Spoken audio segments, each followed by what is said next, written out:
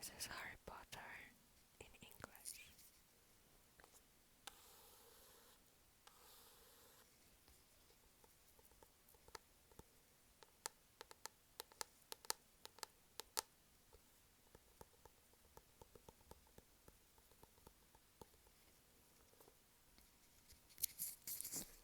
Okay, that's enough. I hope this was satisfying. If not, you can specify what kind of tapping do you want me to do. Okay, let's begin with chapter 10. It's, I believe, a short chapter, but I feel it's going to be very interesting. My blood froze as a creeping, leeching cold lurched by. I couldn't see anything, just a vague shimmering in the corner of my vision, but my horse stiffened beneath me. I willed my face into blankness. Even the balmy spring woods seemed to recoil, to wither and freeze. The cold thing whispered past, circling. I could see nothing, but I could feel it, and in the back of my mind an ancient, hollow voice whispered, I will grind your bones between my claws. I will drink your marrow. I will feast on your flesh. I am what you fear. I am what you dread. Look at me. Look at me. I tried to swallow, but my throat had closed up. I kept my eyes on the trees, on the canopy, on anything but the cold mass circling us again and again. Look at me. I wanted to look. I needed to see what it was. Look at me. I stared at the coarse trunk of a distant elm, thinking of pleasant things, like hot bread and full bellies. I will fill my belly with you. I will devour you. Look at me.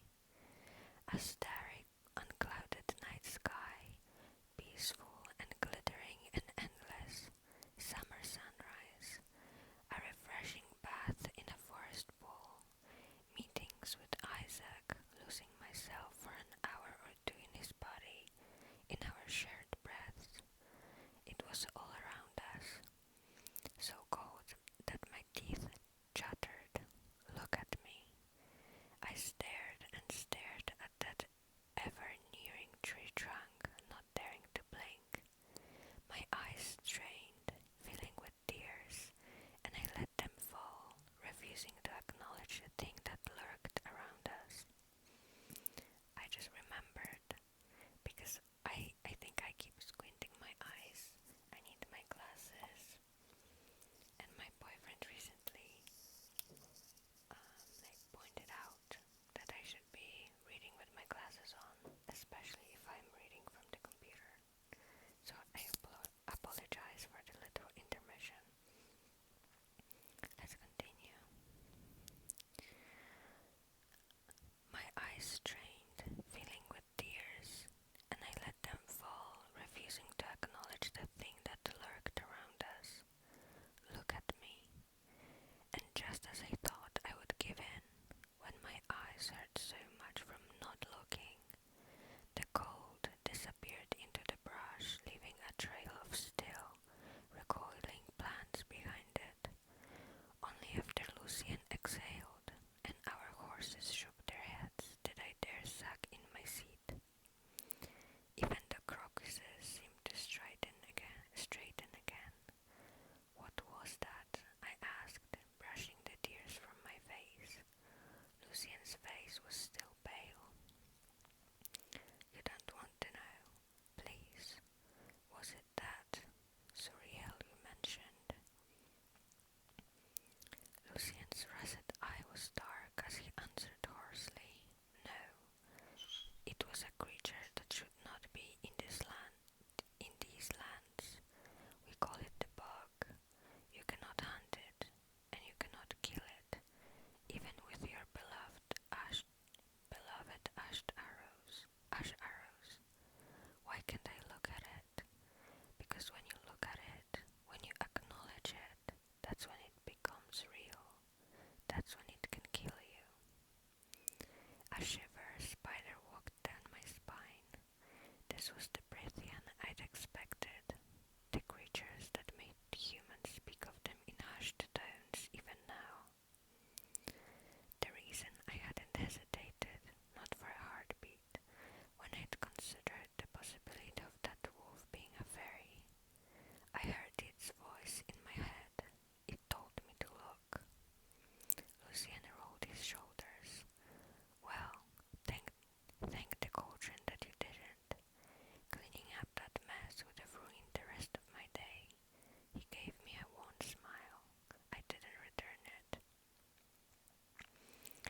still heard the boat's voice whispering between the leaves, calling to me. After an hour of meandering through the trees, hardly speaking to each other, I'd stopped trembling enough to turn to him. So you're old, I said, and you carry around a sword and go on border patrol. Did you fight in the war? Fine, perhaps I hadn't quite let go of my curiosity